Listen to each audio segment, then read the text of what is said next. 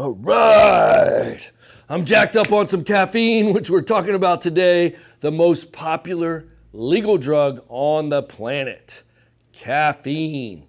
So there I was way back in 1990 or 1987. I'm dating myself. And I was prepping for the SAT. How many of y'all have taken the SAT to get into college?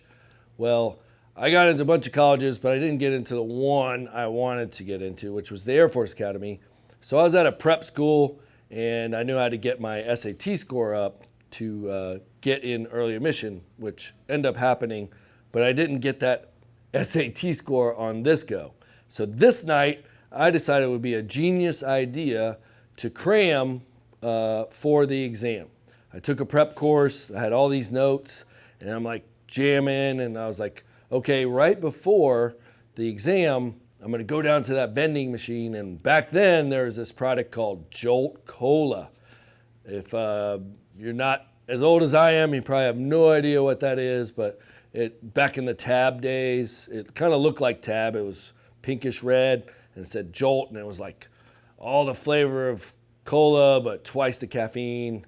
And so I was like banking on that to increase my alertness, increase my performance, and hit that SAT score that I needed. So cranking all night long, I go down there to the vending machine, and guess what? It's freaking out of order. It's broken. So essentially, I was screwed, and I literally fell asleep taking the SAT and did not get that score that I needed. So then again, I had to take it, or I took it again and was able to get my score. Got in early, so the end of the story is positive. But that was my first dependency story on caffeine, and made me very curious about it, so I studied about it in college. So we're going to talk about caffeine, and I want to start with some of the popularized myths of today that you may have heard of. Oh, caffeine's going to cause dehydration, heart disease, going to raise your blood pressure, and a lot of other things, going to kill you. Well, the reality is most of the studies currently and of recently are showing that caffeine in moderation will actually extend your life and provide a lot of health promoting benefits. But the one undeniable thing about caffeine is a ergogenic aid or performance enhancer. In fact, the Olympics actually test for caffeine as a banned substance above, I believe it's 300 milligrams, somewhere between 200 and 500. I don't know the number, but I know more than whatever that number is, they can get banned for a performance enhancing supplement. So there you go. And I believe even the NFL and other organizations test for it as well. So that's because it really works. So that's the good news. You're going to learn about the performance enhancing benefits. But we're going to start with what is caffeine. Caffeine is a natural stimulant. It's found in coffee, tea, and cacao. Cacao is the plant that they make cocoa beans or cacao beans that they make cocoa and all the chocolate that we love from. So cacao has some caffeine in it, but coffee and tea are the most famous and common sources of caffeine. And like I said, it's the most popular legal drug on the planet. And what does it actually do? It actually blocks the adenosine receptors in our brain, which are our fatigue receptors. So by blocking those, the adenosine can't bind and therefore make us sleepy. The other thing, it causes an adrenaline or adrenal response, which is going to increase norepinephrine and dopamine. Both of those are energizing, feel good, motivating neurotransmitters. So that is the why, or I should say that is why so many people drink their morning joe or morning tea to get those feel-good benefits and the alertness effect.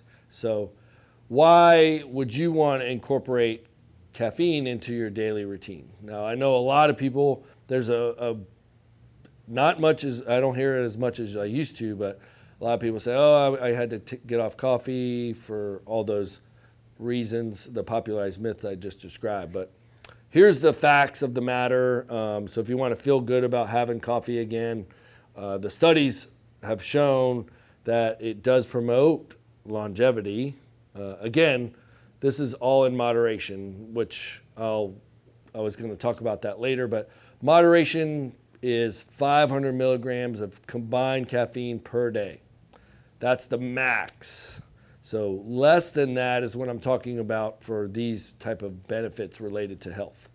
Longevity, it lowers all cancer or all cause disease risk, lowers cancer risk, lowers your risk for gout, which I talked about in one of the previous videos, diabetes, liver protection, actually protects your liver, reduces cirrhosis risk by 84%. So lots of health promoting benefits of caffeine. Then we go into work.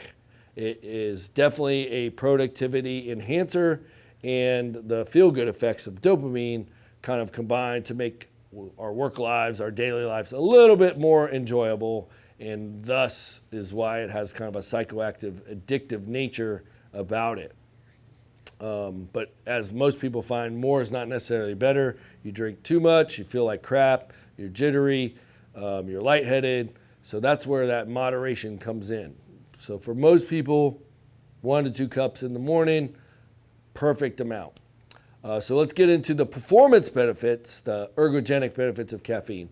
For those you trying to lose weight, it's going to increase metabolism by about 11% and fat burning, your rate of fat burning by 13%. So that's why I tell people as a workout weight loss strategy to supplement with caffeine before your workouts, because it does increase fatty acid oxidation and fat utilization rates for fuel as you're working out or doing anything active. So caffeine also is glycogen sparing, so that long term is going to make your workload volume better. So actually not even long term. If you're doing an hour workout, you're lifting weights on a repeated basis. By sparing glycogen, you're going to have more ability to increase your total workload for that workout, which ultimately is going to produce better results. It increases fatigue tolerance. That's kind of an obvious one. And the other big one I tell people about, it decreases your rate of perceived exertion. Why is that? The dopamine effect. So those happy hormones, those motivation hormones, you're going to work out at a higher intensity because you don't feel like you're working out as hard because you're happy and you're energized. So that's going to also translate to higher work capacity, higher workload, more and better and faster results. So lots of positive reasons to take in natural caffeine or consider supplementing it. So how would you use caffeine in your weekly routine or daily routine? So for ergogenic performance and weight loss specifically, what I advise my clients is 100 to 200 milligrams 30 to 45 minutes before your workout. So that gets into your bloodstream. It's pretty fast acting, but you don't want to take it right as you start working out. That's what I see at the gym all the time. At least with our clients, they come in, they'll grab their pre-workout, start drinking it. But we have a 15-minute stagger before our workouts. But when I'm at some of the commercial gyms around here, I'll see people walk in and they start working out and then they bust out their pre-workout. It's called pre for a reason. And they'll start drinking it then. I'm like, by the time you end of your workout, you're missing the whole point. You're missing all those benefits I just described. So 30 to 45 minutes before your workout, get in that 100 to 200 milligrams. So one of the things I like to do in the morning is do my keto bulletproof coffee, which has about 100 milligrams of caffeine per cup is a good rule of thumb if you're naturally brewing it. So I'll have natural source and then I'll supplement the other 100 with a caffeine tablet. So that is one way to do it, kind of a combo way. You can also do it as a RTD, like Celsius is kind of engineered to be a pre-workout, 0 calories, 200 milligrams of natural green tea caffeine. So if you start drinking this, get at least half of it in before your workout, finish the rest in the first 10 minutes of your workout. You're going to get all that caffeine on board to do the fat utilization and all the other stuff I talked about. So black coffee, caffeine tablets, the Celsius, those are all different ways you can do it or in combination. Where I would caution you is when you start talking about pre-workout formulations. They're always going to have some form of caffeine because that's what gets the job done. But then they're going to throw in other enhancers, and some of those can be effective, like beta-alanine and betaine, but some of them can be either undiscovered or don't have any supportive research, or some companies actually taint their products with stuff that will sell more product because people get results, but they're illegal substances. So that's happened a few times with some major companies. So just be word of caution on that. But pre-workout formulas, for the most part, you don't need one with 500 milligrams of caffeine. That's just going to make you miserable. But if you want to do a pre-workout formula, start with, if it's 200 milligram dosage as far as caffeine goes, you may want to start with half a scoop, see how that goes. And work your way up to the full scoop. So lots of pre-workout options out there. So I'm not going to get into recommending any of them because everybody's very individual. So you just kind of have to dive in. But for most people, I just say do it naturally with some black coffee or your keto coffee. And then if you need to supplement it extra, just take a caffeine tablet. They're cheap, $6 at a drugstore. I like the NoDoz brand because they're in a perforated tablet that you can break in half. So it's 200 milligrams. If you take the whole thing, break it in half, you got 100. So I do 100 with my coffee. That's my pre-workout for Crush Camp, which is a 90-minute ass-kicking session. And that gets me through that entire workout in a fasted state. So burning lots of fat. And then Saturday night, those workouts are on Saturday. And then Saturday night, I can go out, really eat guilt-free, pretty much anything I want. Not saying I'm going to eat crap, but if I wanted to, I don't have to worry about storing that as fat. So that is caffeine in a nutshell. I'm not going to say you need to do it or have to do it, but it will enhance your results. You're going to get better workouts. You're going to feel better, and you're going to burn more fat. So if those are all things you want, then 200 milligrams caffeine, 30, 45 minutes before your workouts. Check it out.